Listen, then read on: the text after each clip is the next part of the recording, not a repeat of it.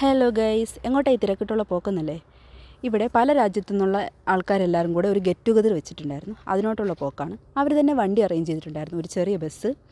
അതിൽ ഒരുപാട് ആൾക്കാർ വന്നിട്ടുണ്ടായിരുന്നു. ഒരു ബ്യൂട്ടിഫുള്ളായിട്ടുള്ള കാടിൻ്റെ സൈഡിൽ കൂടിയായിരുന്നു നമ്മൾ പോയിക്കൊണ്ടിരുന്നത്. മൊത്തം പച്ചപ്പും നല്ല ഭംഗിയുണ്ടായിരുന്നു കാണാൻ. കുറേ പാറക്കൂട്ടങ്ങളും എല്ലാം ഉണ്ടായിരുന്നു. അതിൻ്റെ സൈഡിൽ കൂടെ നമ്മൾ അവിടെ ചെന്നു. ഒരുപാട് ആൾക്കാരെ മീറ്റ് ചെയ്ത് കുറേ ഫോട്ടോയൊക്കെ എടുത്തു. അവിടെ ചെന്നപ്പോൾ തന്നെ ഒരു ബണ്ണ് തിന്നാൻ തന്നു. പ്രത്യേകിച്ച് ടേസ്റ്റൊന്നുമില്ല, ഒരു വികാരവും തോന്നിയില്ല. കുറച്ച് പഞ്ചസാര വെതറിയിട്ടേക്കുന്നതിൻ്റെ മാത്രം. പിന്നെ അവിടെ ഒരു ജർമ്മൻകാരൻ ഒരു ജർമ്മൻ സോങ് പാടുന്നുണ്ടായിരുന്നു. ഒന്നും മനസ്സിലായൊന്നുമില്ലെങ്കിലും കുറച്ച് നേരം അത് ആസ്വദിച്ച് നിന്നു. കുറച്ച് പേര് അത് കേട്ടുകൊണ്ട് ഫുഡൊക്കെ കഴിക്കുന്നുണ്ട്, കുറച്ച് പേര് വീഡിയോ ഒക്കെ എടുക്കുന്നുണ്ട് അവിടെ ഇവിടെയൊക്കെ ആയിട്ട്. പിന്നെ ഒരുപാട് രാജ്യത്തു നിന്നുള്ള ആൾക്കാർ അവിടെ ഫുഡ് വിൽക്കാൻ വന്നിട്ടുണ്ടായിരുന്നു. ഫിലിപ്പീൻസ്, തായ്ലൻഡ്, ജമൈക്ക, പിന്നെ ഇവിടുത്തെ ഫിനിഷുകാർ എല്ലാവരും ഉണ്ടായിരുന്നു. ഇതൊരു തായ്ലൻഡ് ഫുഡാണ്.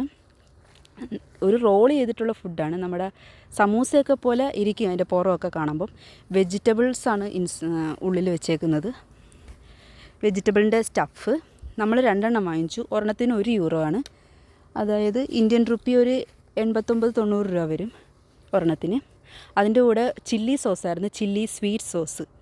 അപ്പം ഞാനതൊക്കെ ചുമ്മാ നോക്കുമായിരുന്നു എന്തുവാണെന്നൊക്കെ. പിന്നെ അതൊക്കെ ഒഴിച്ച് നമ്മൾ 2 വാങ്ങിച്ചു. ചുമ്മാ ടേസ്റ്റ് ചെയ്ത് നോക്കാം. ഇതുവരെ വേറെ ഫുഡൊന്നും അങ്ങനെ പുറത്തുള്ള ഫുഡൊന്നും അധികം ടേസ്റ്റ് ചെയ്തിട്ടില്ല. അപ്പോൾ ഇതൊന്ന് ട്രൈ ചെയ്യാമെന്ന് വിചാരിച്ചു.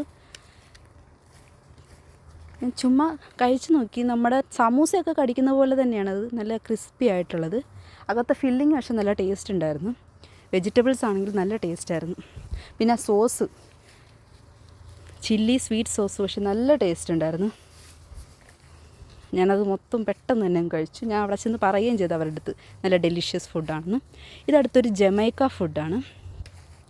ഇത് നമ്മുടെ ദോശയൊക്കെ പോലെ ഇരിക്കും, ചെറിയ ചെറിയ ഇതായിട്ട് അവരിങ്ങനെ ചുട്ടെടുക്കുകയാണ്. അയാളപ്പോൾ അത് പറഞ്ഞുകൊണ്ടിരിക്കുമായിരുന്നു, നമ്മുടെ ഇന്ത്യൻ ഫുഡ് പോലെയൊക്കെ ഇല്ലേ, അതുപോലെയൊക്കെ തന്നെയാണ് ഇത് ഉണ്ടാക്കുന്നത്. ഞാനിത് ഇന്ത്യൻ ഫുഡൊക്കെ കണ്ടിട്ടുണ്ട്, അതിൽ ഞാനിങ്ങനെയൊക്കെ കണ്ടിട്ടുണ്ട് എന്നൊക്കെ പറഞ്ഞിട്ട് പുള്ളി അതിനെക്കുറിച്ചൊക്കെ സംസാരിച്ചുകൊണ്ടിരിക്കുകയായിരുന്നു. നമുക്ക് അതും ഒന്ന് ടേസ്റ്റ് ചെയ്യാമെന്ന് കരുതിയിട്ട് അത് ഞങ്ങൾ ഒരെണ്ണേ വാങ്ങിച്ചുള്ളൂ. കണ്ടിട്ട് അത്ര ഒരു ഇത് തോന്നിയില്ല, അത് കാരണം ഒരെണ്ണേ വാങ്ങിച്ചുള്ളൂ. അതിന് €1 തന്നെയായിരുന്നു ഒരെണ്ണത്തിന്. പുള്ളി അതിനെക്കുറിച്ച് തന്നെ ഇങ്ങനെ പറഞ്ഞുകൊണ്ടിരിക്കുകയായിരുന്നു, ഇന്ത്യൻ ഫുഡിൻ്റെ കാര്യവും അതെല്ലാം.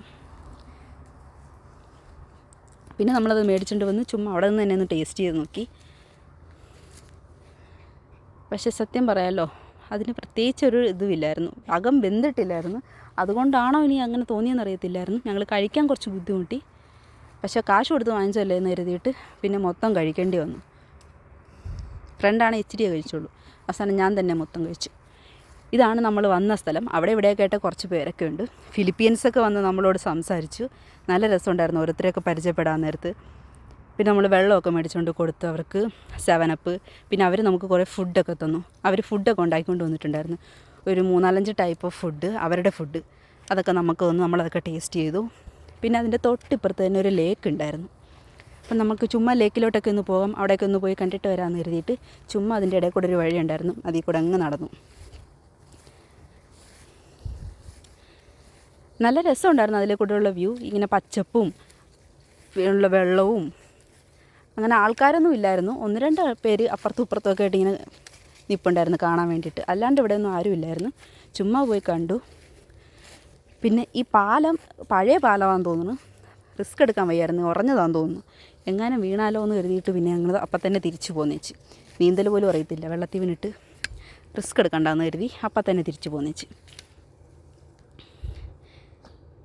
എല്ലാവരും അവിടെ ഇവിടെയൊക്കെ ആയിട്ട് നിൽക്കുക. ഒരുപാട് ആൾക്കാർ വന്നിട്ടുണ്ടായിരുന്നു. Thailand, Philippines, German, Russia, Syrians. നമുക്ക് അധികം നേരം നിൽക്കാൻ പറ്റിയില്ല. നമുക്ക് പെട്ടെന്നൊരാവശ്യം കാരണം തിരിച്ചു പോരേണ്ടി വന്നു. ഭയങ്കര വിഷമത്തോടെ തിരിച്ചു പോകുന്നത്. ഏതായാലും താങ്ക് യു.